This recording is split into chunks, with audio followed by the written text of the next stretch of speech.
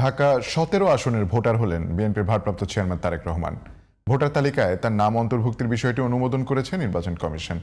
এদিকে রোববার দুপুরে সিইসির সাথে সাক্ষাৎ শেষে জামায়াত এনসিপির জোট নিয়ে বিএনপির স্থায়ী কমিটির সদস্য নজরুল ইসলাম খান বলেন, ঘোষিত আদর্শের সাথে এনসিপির বর্তমান সিদ্ধান্ত যায় না। আরো জানাচ্ছেন শাহরিয়ার বাঁধন। রোববার দুপুরে আগারগাঁওয়ের নির্বাচন ভবনে প্রধান নির্বাচন কমিশনার এএমএম নাসির উদ্দিনের সাথে সাক্ষাৎ করেন বিএনপির ৩ সদস্যের প্রতিনিধি দল।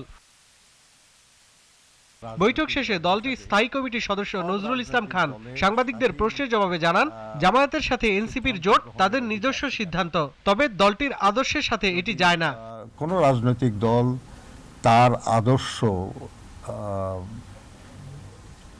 ঘোষিত আদর্শ, সেটা অনুযায়ী যদি অন্য কোনো রাজনৈতিক দলের সঙ্গে সম্পর্কিত হতে চায়, সে অধিকার তাদের আছে। অবশ্য আমরা এটাও দেখলাম আর কি, যে তাদের ঘোষিত আদর্শ বা ঘোষিত ভাবনার সঙ্গে তাদের এই নতুন চিন্তা, এটা বোধহয় যাচ্ছে না আর কি। একই দিন নির্বাচন ভবনে রিটার্নিং কর্মকর্তার কাছে মনোনয়নপত্র জমা দিয়ে বাংলাদেশ খেলাফত মজলিসের আমির মামুনুল হক নির্বাচনের নিরাপত্তা নিয়ে শঙ্কা প্রকাশ করেন। এখনো পরিপূর্ণ লেভেল প্লেয়িং ফিল্ড বিষয়ে আমরা এখনো আশ্বস্ত না।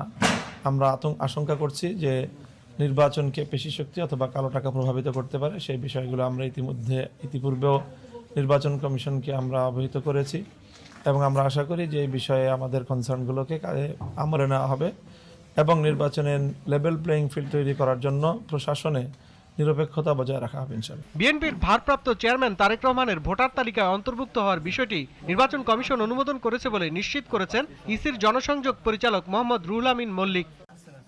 শাহরিয়ার বাঁধন, জিটিভি নিউজ, ঢাকা।